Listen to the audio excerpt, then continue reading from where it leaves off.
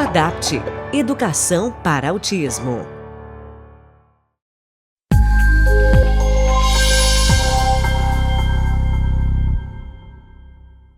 Olá, eu sou a professora Cília Camargo e vou falar um pouco para você sobre as diferenças na classificação do autismo na versão atual do DSM-5 comparativamente ao DSM-4, indicando por que é importante você, educador ou educadora, conhecer essas mudanças. Conforme vimos nos marcos históricos sobre o autismo, as primeiras versões do DSM classificavam o transtorno como um distúrbio de ordem emocional.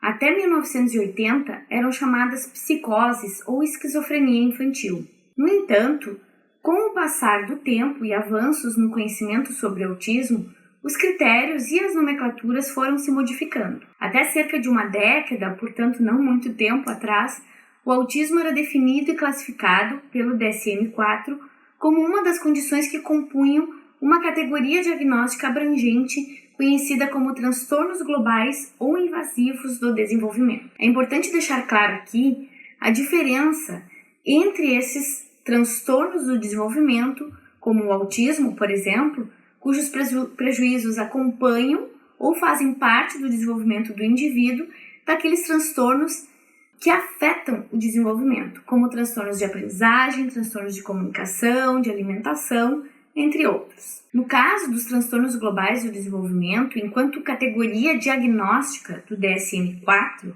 eles se caracterizam por condições que guardam similaridades, com prejuízos nas mesmas áreas do desenvolvimento, mas com diferentes manifestações e intensidades.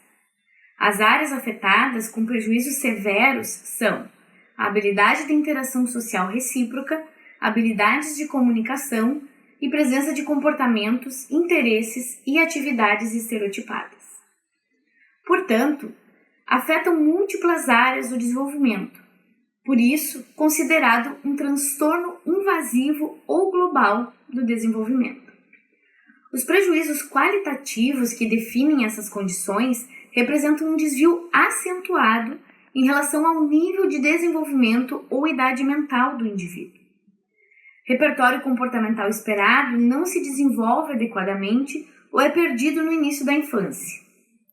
Manifestam-se precocemente, antes dos 3 anos de idade, e causam disfunção persistente. E quais são, além do autismo, as condições que compõem os transtornos globais do desenvolvimento, segundo o DSM-4? Elas são 5.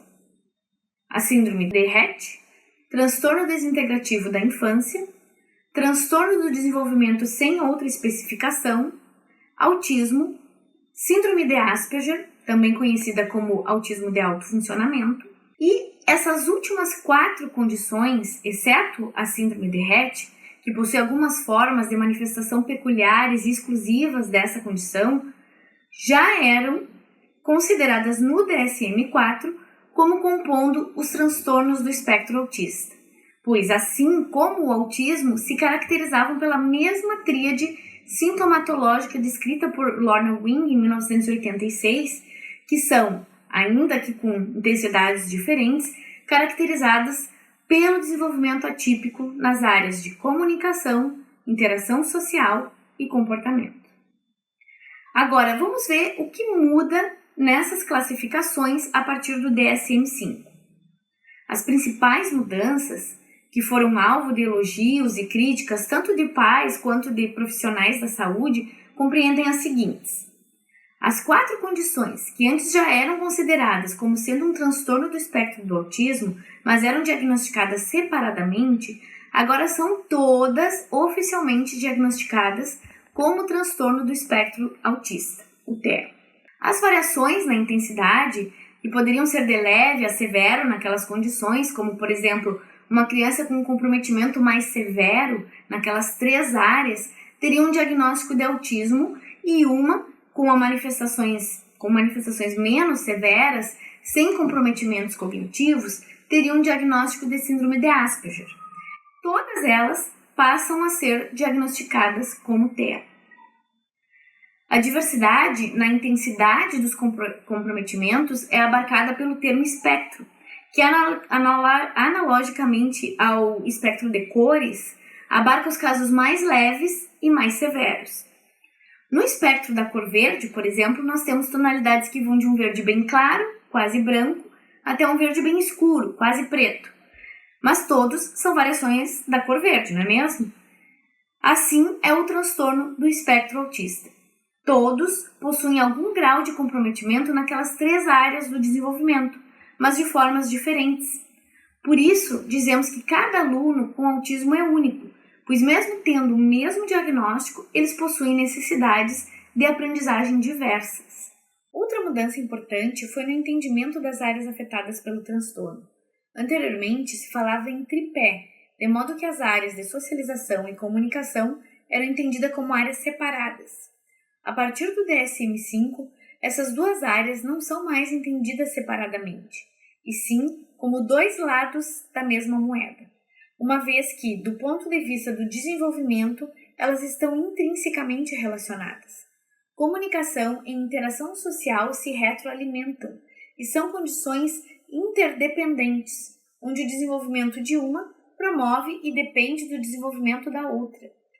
Para se comunicar, uma criança precisa interagir, e para interagir reciprocamente com o outro, ela precisa se comunicar verbalmente através da fala ou não. Outra mudança é que o DSM-5 vai classificar as diferentes intensidades dentro do espectro do TEA de acordo com os níveis de apoio que a criança irá necessitar, considerando as suas dificuldades sociocomunicativas e comportamentais.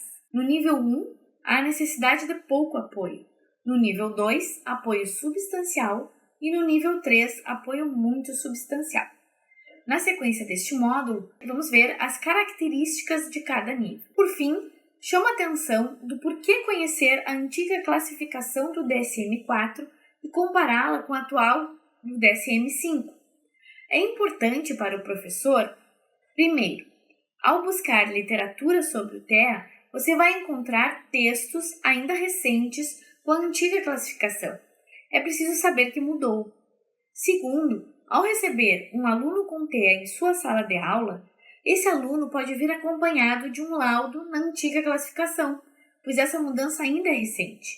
O professor precisa saber que um laudo de síndrome de Asperger ou um laudo de transtorno do espectro autista significa prejuízos nas mesmas áreas do desenvolvimento, sociocomunicativas e comportamentais, ainda que o último possa remeter a níveis de comprometimentos e necessidades de apoio diferentes, que abarque, inclusive, a síndrome de Asperger.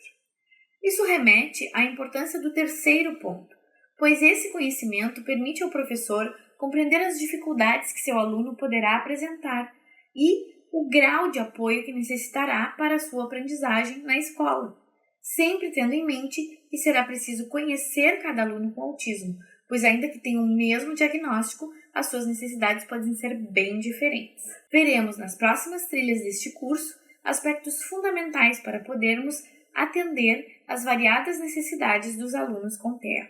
Até logo! Adapte Educação para Autismo.